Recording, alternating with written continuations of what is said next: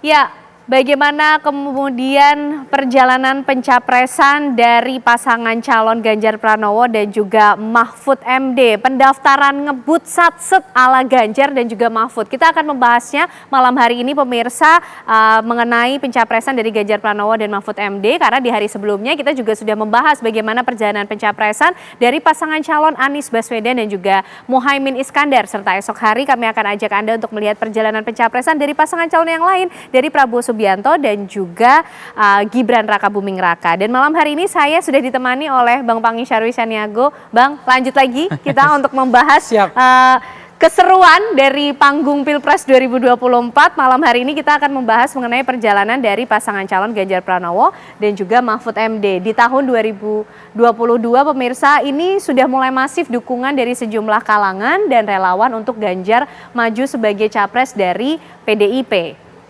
Nah, ini kami hadirkan informasi dan juga data-data terlebih dahulu pemirsa yang sudah kami rangkum untuk Anda.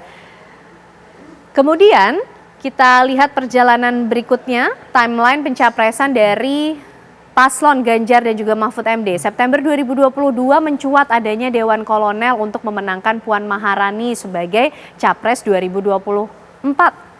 Jadi pada saat waktu-waktu tersebut masih cukup banyak nama-nama yang beredar sebagai bakal calon presiden yang akan maju dari PDIP.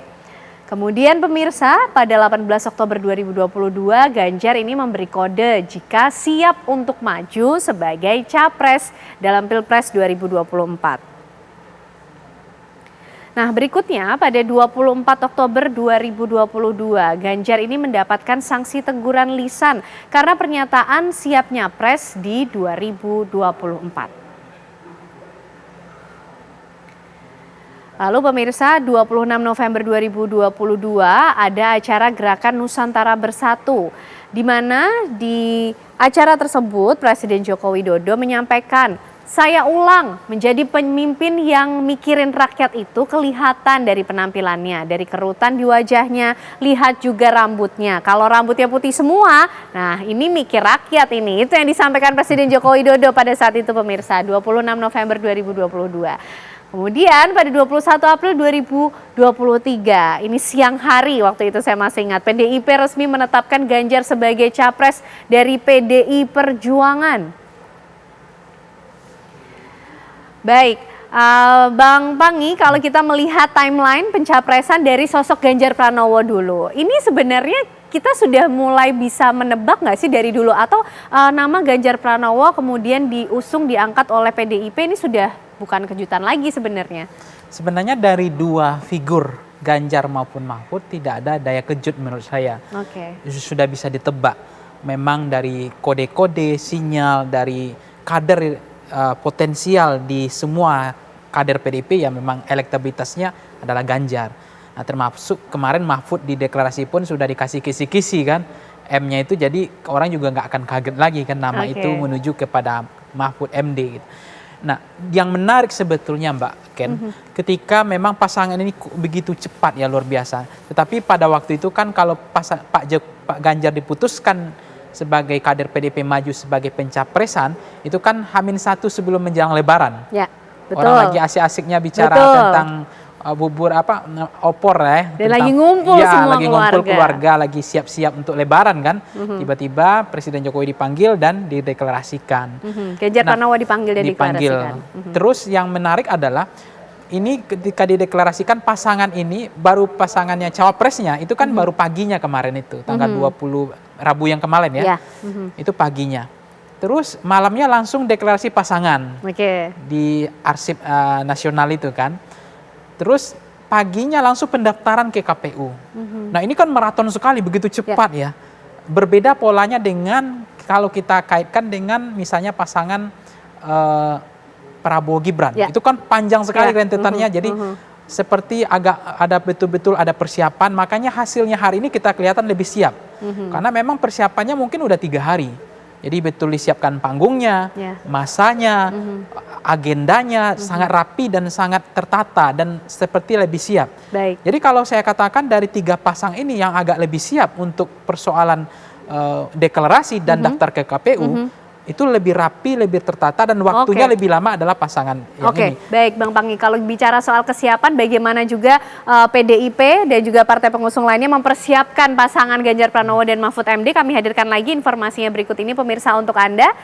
Di Apa Kabar Indonesia Malam hari ini pada 29 April 2023, P3 ini mendeklarasikan dukungannya untuk Ganjar sebagai Capres 2024. Ini juga menarik nih ya mengenai bagaimana kemudian P3, kalau kita ingat pada saat itu juga ada sosok Sandi yang masuk. Nah 23 Mei 2023 Ganjar dan Gibran ini sempat makan malam bersama di Solo, Jawa Tengah pemirsa.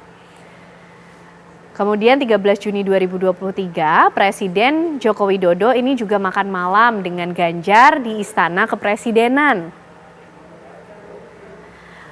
Pada 4 September 2023, Tim Pemenangan Nasional Ganjar Pranowo (TPNGP) resmi dibentuk dengan ketua tim yaitu Arsyad Rashid.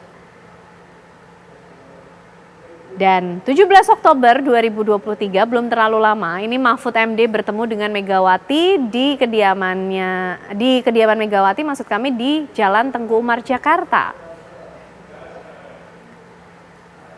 Dan hari berikutnya, 18 Oktober 2023, ada deklarasi Ganjar dan Mahfud MD sebagai Baca Pres dan juga Bacawa Pres dalam Pilpres 2024. Kemudian pada 19 Oktober 2023, pasangan Ganjar dan Mahfud MD resmi didaftarkan ke KPU.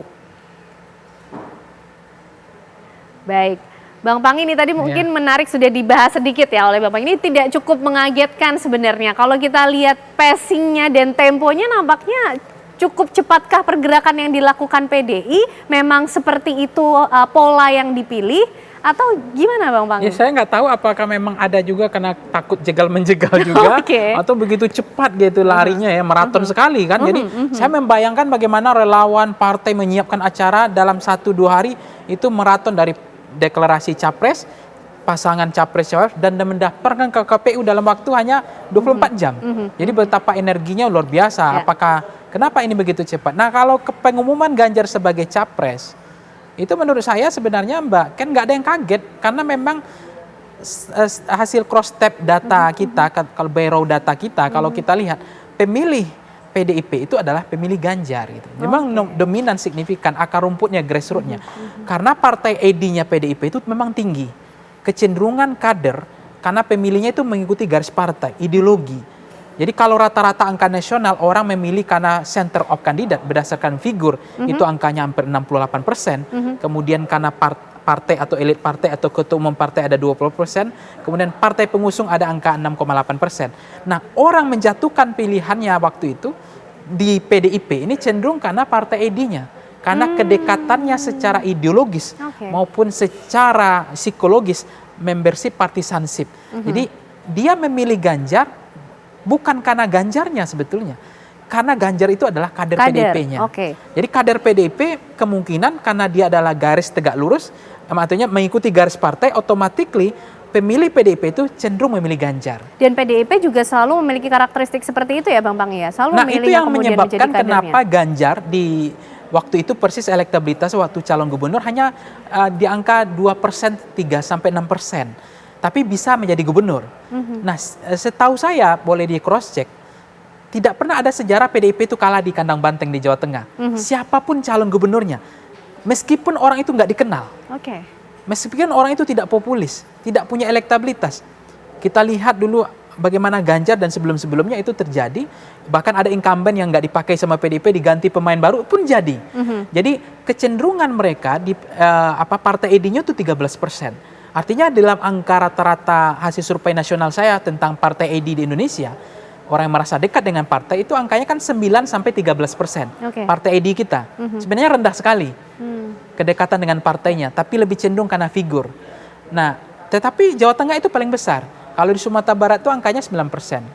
Jadi kecenderungan ini yang kemudian menjadi tantangan challenge bagi pasangan Prabowo, Jokowi dan Gibran. Bagaimana memecah suara di Jawa Tengah? Apakah mampu atau tidak? Nah, itu karena juga yang kuatnya diharapkan mesin juga. Ini kan adu antara mesin partai dengan figur Jokowi efeknya. Karena Gibran juga belum mundur ternyata dari PDI ya Bang Pangi ya. Tapi usai jeda pemirsa, kami masih membahas selengkapnya untuk Anda nanti melihat bagaimana perjalanan pencapresan dari pasangan calon Ganjar Pranowo dan juga Mahfud MD hari ini di Apa Kabar Indonesia Malam.